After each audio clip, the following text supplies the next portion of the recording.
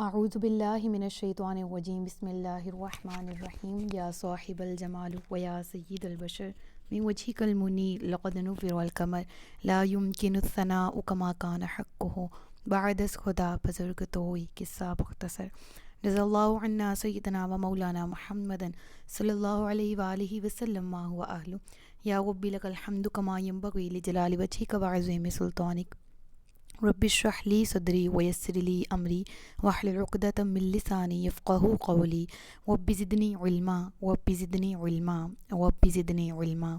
السلام علیکم ورحمۃ اللہ وبرکاتہ۔ میں حافظہ افرا جاوید اسلام آپ سب سے مخاطب ہوں۔ اپنے یوٹیوب چینل انفینٹ اسلام میں آپ سب کو خوش آمدید کہتی ہوں۔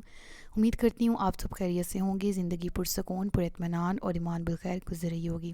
الحمدللہ 10 پارے مکمل ہو چکے ہیں۔ آج کے سبق میں پارہ نمبر 11 کا باقاعدہ آغاز کریں گے، اور جو یہ رکوع ہے اس کا کچھ حصہ پارہ نمبر 10 میں ہے جو ہم نے مکمل کر لیا۔ پارہ نمبر 11 میں سورۃ التوبہ کنٹینیو ہی ہے، اور سورۃ التوبہ کی آیت نمبر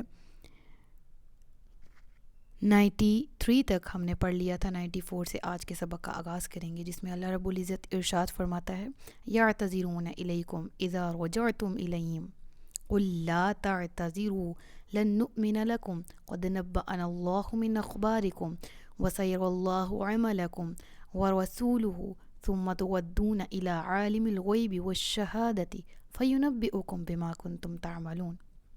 ارشاد ہوا جب تم ان کے پاس لوٹ کر جاؤ گے تو یہ تم سے بہانے بنائیں گے، تم فرماؤ بہانے نہ بناؤ، ہم ہرگز تمہاری بات پر یقین نہیں کریں گے، اللہ نے ہمیں تمہاری خبریں دے دی ہیں۔ اب آیت کا معنی اور مفہوم بالکل آپ کے سامنے۔ اس سے مراد کیا ہے یہاں پر، جس طرح ہم سورۃ التوبہ میں ہم نے ذکر کیا کہ منافقین کا جو کردار ہے وہ مختلف غزوات میں کیا ہوتا تھا کہ وہ غزوہ میں شرکت نہیں کرتے اور پھر بہانے تراشتے مختلف، اور یہ بہانے جب آقا علیہ الصلوۃ والسلام کی بارگاہ میں لے کر آتے تو پھر یہ اس معاملے کا ذکر یہاں پر کیا گیا کہ اے نبی ان قریب یہ جب تم ان کے پاس لوٹ کر جاؤ گے، یعنی غزوہ تبوک میں تھے نا آپ، تو فرمایا گیا کہ جب آپ غزوہ تبوک سے مدینہ منورہ پہنچیں گے تو جو غزوے میں جنہوں نے جانتے بوجھتے شرکت نہیں کی ان منافقین میں سے لوگ آئیں گے، وہ منافقین، اور وہ جھوٹے بہانے بنا کر باطل عذر پیش کر کے آپ کو راضی کرنے کی کوشش کریں گے۔ اس کا ذکر ہے یہاں پر، ٹھیک ہے۔ جب تم ان کے پاس لوٹ کر جاؤ گے مراد غزوہ تبوک سے، تو یہ تم سے بہانے بنانے لگیں گے، تم فرماؤ بہانے نہ بناؤ، ہم ہرگز تمہاری بات پر یقین نہیں کریں گے۔ کیوں؟ اللہ نے ہمیں تمہاری خبر دے دی، یعنی معلوم یہ ہوا کہ یہ علم غیب تھا، یہ غیب کی خبر تھی جو اللہ تبارک و تعالیٰ نے اپنے نبی کی طرف وحی فرمائی، اور کہہ دیا کہ اب یہ جو بہانے پیش کریں گے اے نبی، آپ نے ان کے بہانوں کو ایکسیپٹ نہیں کرنا، آپ نے کہہ دینا ہے کہ ہم آپ کی بات کا یقین نہیں کرتے، کیونکہ یہ خبر اللہ تبارک و تعالیٰ نے آپ کو پہنچائی ہے، اور اب اللہ اور اس کا رسول تمہارے کام دیکھیں گے، پھر تمہیں اسی کی طرف لوٹایا جائے گا جو غیب اور ظاہر کو جاننے والا اور تمہارے اعمال تمہیں بتا دے گا۔ یہاں پر اب کیا ہے کہ وسیر اللہ، اور ان قریب مستقبل قریب کا صیغہ، ٹھیک ہے، سین لگ گیا ساتھ، کسی بھی فعل کے ساتھ اگر سین لگ جائے تو مراد مستقبل قریب کی بات ہے۔ ابھی نا وَسَيَرَ اللَّهُ عَمَلَكُمْ وَرَسُولُهُ، اور ان قریب دیکھے گا اللہ اور اس کا رسول تمہارے کام، وَرَسُولُهُ ثُمَّ تُرَدُّونَ إِلَىٰ عَالِمِ الْغَيْبِ وَالشَّهَادَةِ۔ اب یہاں پر کیا مراد ہے؟ مفسرین کہتے ہیں کہ منافقین نے وعدہ کیا تھا کہ زمانہ مستقبل میں وہ مومنین کی مدد کریں گے، یعنی کہ ہم اب رہ گئے ہیں جہاد سے تو ہم آئندہ مسلمانوں کے ساتھ ہوں گے، ہم عملی طور پر بھی مدد کریں گے۔ تو فرمایا گیا یہاں پر مفسرین کہتے ہیں کہ ہو سکتا ہے کہ اسی وعدے سے متعلق فرمایا گیا ہو کہ اللہ اور اس کے رسول صلی اللہ علیہ وآلہ وسلم تمہارے کام دیکھیں گے کہ تم اپنے اس عہد کو وفا کرتے بھی ہو یا نہیں، کیونکہ اپنے عہد توڑتے چلے آ رہے ہو، لہٰذا ہمیں تمہاری کسی بات کا یقین نہیں ہے۔ اب یہاں پر ایک اور باریک نقطہ جو ہے وہ ہمارے سمجھ میں آتا ہے، وہ یہ کہ اللہ اعمال دیکھے گا اور اس کا رسول، تو مراد یہ ہے کہ جب ہم نبی پاک صلی اللہ علیہ وآلہ وسلم سے متعلق یہ عقیدہ رکھتے ہیں کہ آقا علیہ الصلوۃ والسلام بھی امت کے احوال سے باخبر ہیں، تو یہ شرک نہیں ہے۔ قرآن میں بھی اس کا ذکر ہے کہ اللہ اور اس کا رسول تمہارے کام دیکھیں گے، ابھی مستقبل کا وہاں پر ذکر کیا جا رہا ہے۔ آج کے دور میں یہ آیت کیا منسوخ ہے یا خاص شان نزول کے مطابق اسی بات کا ہی ذکر کیا جا رہا ہے؟ بالکل نہیں. لہٰذا ہمیں یہ معلوم ہوتا ہے کہ ہم جب یہ کہتے ہیں کہ وہ امت کے حال سے باخبر ہیں تو اٹ مینس اللہ کے حکم سے، اللہ کی دی ہوئی طاقت اور اجازت سے، اور جتنی اجازت طاقت آپ کو اللہ کی طرف سے عطا کی گئی اسی عطائی علم کی وجہ سے آپ امت کے احوال سے خبردار ہیں، اور قیامت کے دن بھی آپ کو خبردار کیا جائے گا امت کے احوال سے، اور آپ خبردار ہوں گے بھی کیونکہ آپ کو گواہ بنایا گیا امت پر. اور تمام امتیں ہیں نا، ہم نے اس تیسرے پارے میں بھی اس کا ذکر پڑھا تھا، اور نبی پاک صلی اللہ علیہ وسلم کو امت کے احوال پر گواہ بنایا گیا. تو گواہ وہ کس طرح گواہی دیں گے امت کے احوال کی؟ کیونکہ انہیں علم ہوگا، وہ انہیں پتہ ہوگا، اور معلوم کیسے ہوگا؟ اللہ کے حکم اور اس کی اجازت سے. ٹھیک ہے. پھر آیت کے آخر میں اللہ کا وصف ارشاد ہے، اور اللہ کی خوبی ہے کہ وہ عالم الغیب والشہادہ، یعنی حقیقتی علم غیب تو اللہ ہی کو ہے، اور اللہ جاننے والا ہے ظاہر بھی اور چھپا ہوا بھی. سمجھ میں آ رہی ہے نا؟ یعنی اللہ تبارک و تعالی جتنا جس طرح استخارہ کی مثال لے لیں. استخارہ ہم کس معاملے میں کرتے ہیں کہ آیا یہ کام ہمارے لیے بہتر ہے یا نہیں؟ ہم استخارہ کرتے ہیں. استخارے میں ہمارے دل میں بات القاء کر دی جاتی ہے، یا ہمیں خواب دکھا دیا جاتا ہے ہاں یا نہ کی صورت میں. ایسا ہی ہے، اور اس بات سے سب متفق ہیں، اور یہ بات شریعت میں بھی الاؤ ہے استخارہ کرنا. تو اگر آپ اس بات پر غور کریں تو یہ بھی وہ علم ہے جو ابھی آپ کے ساتھ ہوا نہیں ہے، لیکن آپ کو پتہ ہے کہ یہ کام بہتر ہے، یہ نہیں ہے. تو یہ کیسے پوسیبل ہوا؟ یہ اللہ کی مرضی اور رضا کے ساتھ، اور اللہ کی دی ہوئی اتنی اجازت کے ساتھ جس اجازت کی وجہ سے آپ کو اس حال کا خبر معلوم ہوا. اس کا یہ مطلب نہیں ہے کہ نعوذ باللہ ہمیں علم غیب ہو گیا. اس کا مطلب یہ ہے کہ ہم اپنے معاملات میں اگر اللہ سے رہنمائی مانگے تو اللہ تبارک و تعالیٰ ضرور مدد کرتا ہے ان امور میں جو کہ ابھی ہمارے ساتھ ہوئے نہیں ہوتے استخارے کی فارم میں. ٹھیک ہے. تو یہ میں نے محض ایک مثال دی اس آیت کی ایکسپلینیشن میں. آگے پڑھتے ہیں. اب جب تم ان کی طرف لوٹ کے جاؤ گے تو یہ تمہارے سامنے اللہ کی قسمیں کھائیں گے تاکہ تم ان سے درگزر کرو، تو تم ان سے اعراض ہی کرو. اعراض کا مطلب کیا ہے؟ منہ پھیرنا. فَأَعْرِضُوا عَنْهُمْ، تو ان سے منہ پھیر لو. إِنَّهُمْ رِجْسٌ، بے شک یہ ناپاک ہیں. وَمَأْوَاهُمْ جَهَنَّمْ، اور ان کا ٹھکانہ جہنم ہے. جزاء بما كانوا يكسبون، یہ اس کا بدلہ ہے جو وہ کام کرتے ہیں. یہ لفظ نے مجھے اندر سے ہلا دیا ہے. کس لفظ نے؟ إِنَّهُمْ رِجْسٌ. کون ناپاک ہیں؟ منافقین. کس وجہ سے ناپاک ہیں؟ ظاہر کچھ ہے، باطن کچھ ہے، دل پاک نہیں ہے. تو جس کا دل پاک نہیں ہے اس کو کہا گیا ناپاک. جس کا دل پاک نہیں ہوگا اس کے ارادے بھی پاک نہیں ہوگے، اس کے خیالات بھی پاک نہیں ہوگے. آج نا میں عربی کا ایک شعر پڑھ رہی تھی، اس کا مجھے عربی متن تو یاد نہیں ہے، لیکن اس کی میں آپ کو اردو بتاتی ہوں انشاءاللہ. پھر نیکسٹ کسی تفسیر میں نا میں اس پورے شعر کو پڑھوں گی. تو اس کا جو اردو ہے نا وہ بیسیکلی اس طرح سے ہے، مفہوم ہی بتا رہی ہوں، شعر پھر بھی اردو میں نہیں میں پڑھ رہی. ٹھیک ہے. تو کیونکہ جو عربی دان ہے اگر وہ مجھے سن رہے ہیں تو وہ برا ہی نہ منا جائیں، اس لیے میں اس کا مفہوم پیش کروں گی. وہ اس طرح سے کہ لکھا تھا شاعر نے کہ جو انسان کی اصل ہے وہ اس کی زبان ہے اور اس کا دل ہے، یعنی اس کے جو خیالات ہیں اور اس کا دل ہے. اس کی زبان بھی وہی بولے گی جو اس کے خیالات میں، اس کے دل میں. ٹھیک ہے. باقی سب تو گوشت اور خون کا ایک مجموعہ ہے. اور یہی حقیقت ہے کہ انسان کا دل، انسان کی سوچ پاک ہو تو زبان آٹومیٹیکلی پاک ہوتی ہے، اور زبان، دل اور یہ خیالات پاک ہوں تو انسان مومن بنتا ہے. منافقین کا دل پاک نہیں ہے، اس وجہ سے انہیں کہا گیا انہم رجسن. پھر ایسے منافقین کا ٹھکانہ کیا ہے؟ ومأواہم جہنم. اور وجہ کیا ہے اس ٹھکانے کی؟ یہ بدلہ ہے اس کا جو وہ کرتے تھے. استغفر اللہ. اور آپ کو معلوم ہے ان المنافقین فی الدرک اسفل، ہم نے پڑھا ہے نا قرآن کریم میں پچھلے پاروں میں کہ منافقین جہنم کے سب سے نچلے طبقے میں ہوں گے. استغفر اللہ. ایسا نفاق اللہ کو نہایت ناپسند ہے کہ کافر بھی تو جہنموں میں ہیں لیکن منافق سب سے نچلے درجے میں پائے جائیں. استغفر اللہ. اس کی مثال آپ ایسے لے لیں کہ جب ہم کوئی ہانڈی بناتے ہیں، ہنڈیا پکاتے ہیں، سالن ہے، چاول ہیں، کچھ بھی ہے، تو جب نیچے آگ لگتی ہے تو سب سے زیادہ اثر کس کو ہوتا ہے؟ نچلے طبقے کو. اور میں کمپیئر کرنے میں، یعنی کہ میں آپ کو مثال سمجھانے کی کوشش کر رہی ہوں، کمپیئر نہیں کر رہی جہنم کو. یہ دنیا کی آگ تو اس سے بہت درجے ٹھنڈی ہے، جہنم کی آگ اس قدر گرم. اور پھر اہل جہنم کی پیپ اور خون بھی تو سب سے آخری طبقے میں گرے گا. استغفر اللہ. تو کیسی بری اور کبھی جگہ. اللہ تعالیٰ ہمیں سب کو نفاق کی بیماری سے بچائے، ہمارے دلوں کو پاک کر دے. میں بار بار کہتی ہوں کہ قرآن پڑھ کے منافقت جاری رکھی اور سورۃ توبہ پڑھ کے منافقت نہیں چھوڑی، تو یہ سورۃ توبہ میں اگر آپ نفاق کی مذمت جس قدر کی گئی ہے، آپ یہ پڑھ کے بھی منافقت نہیں چھوڑیں گے، میں یہ پڑھ کے منافقت نہیں چھوڑوں گی، تو یقین کریں آگے آپ سب بیکار ہے. اگلے 20 پارے بھی آپ پڑھ لیں. میں یہ نہیں کہوں گی کہ اللہ دل بدلنے والا ہے، لیکن جس طرح میں اکثر ایک جملہ بولتی ہوں کہ سورۃ الکہف میں جب حضرت موسیٰ علیہ الصلاۃ والسلام کا اور حضرت خضر کا واقعہ ہے، تو میں کہتی ہوں کہ جب آپ نے استاد کی عزت اور تکریم سیکھنی ہے، آپ اس واقعے سے سیکھیں. اگر آپ وہاں سے نہیں سیکھ سکتے تو قرآن میں بڑی آیتیں ہیں کہ وہ جو جاننے والا ہے کیا نہ جاننے والے دونوں برابر ہیں.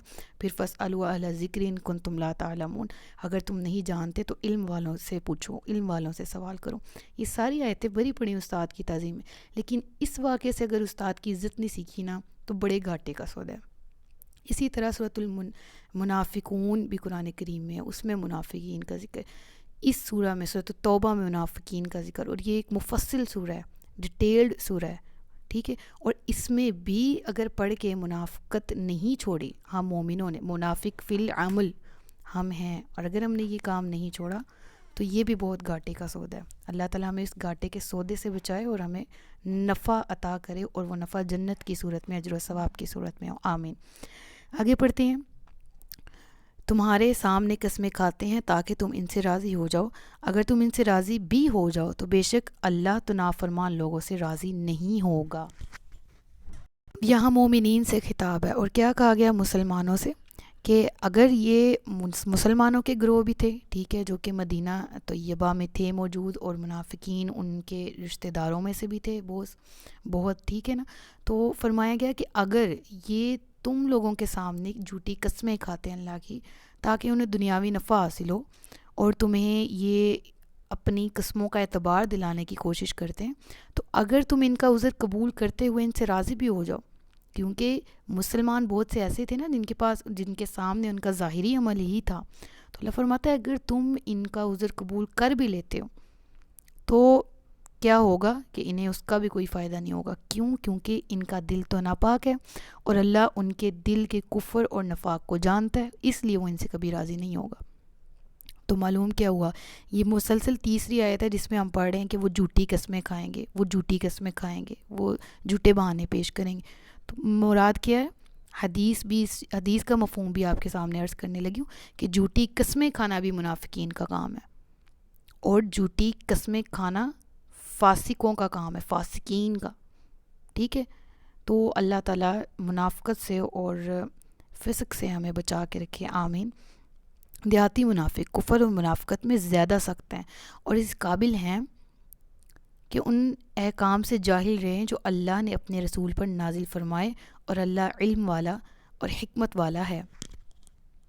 اب یہاں تھوڑا سا میں گزشتہ سینیریو آپ کو بتاؤں گی اس وقت اس دور کے حوالے سے، اور پھر اس کو آج کے دور کے ساتھ لنک کروں گی جیسا کہ میں کرتی ہوتی ہوں. تو اس دور میں کیا تھا؟ یہاں پر ذکر ہے نا کہ جو دیہاتی گاؤں میں رہنے والے ہیں، کچھ ایسے ہیں جو کہ زیادہ سخت ہیں، کس میں؟ جہالت میں، ٹھیک ہے، اور ان کاموں سے جن کا اللہ اور رسول نے حکم دیا ہے وہ انفیملیئر ہیں، جانتے ہی نہیں ہیں. اس کا مین ریزن جو اس وقت تھا وہ یہ تھا کہ کچھ لوگ جو ہیں وہ ان میں سے علم کی مجالس اور علماء کی صحبت سے دور رہتے، ٹھیک ہے. جب انہوں نے علم کی مجالس میں بیٹھنا ہی نہیں ہے، جس کو جنت کی کیاریاں کہا گیا احادیث میں، اور علماء کی بیان سننا ہی نہیں، واعظ و نصیحت قبول ہی نہیں کرنا، تو اللہ فرماتا ہے پھر وہ اسی قابل ہیں کہ اللہ نے جو فرائض، جو سنتیں اور جو احکامات اپنے رسول پر نازل فرمائے وہ ان سے جاہل ہی رہیں. تو اس سے کیا مراد ہے؟ اللہ تبارک و تعالیٰ یہ چاہتا ہے کہ جو قوم جاہل ہے جاہل رہے. جی، اس سے یہ مراد ہے کہ جو اپنے لیے پھر جہالت پسند کرتا ہے، اور اس کی جہالت میں جب شدت پیدا ہو جاتی ہے نا، اور وہ شخص بلا وجہ ہی اس جہالت کی شدت کا عادی بن جاتا ہے. اب یہ تو ہو گئی ایک بات منافقین کی. دوسری کیا ہے؟ اور کچھ دیہاتی وہ ہیں جو اللہ کی راہ میں خرچ کرتے ہیں اسے تاوان سمجھتے ہیں تو تم پر گردشیں آنے کا انتظار کرتے رہتے ہیں، بری گردش انہی پر ہے اور اللہ سننے والا جاننے والا۔ اس سے کیا مراد ہے؟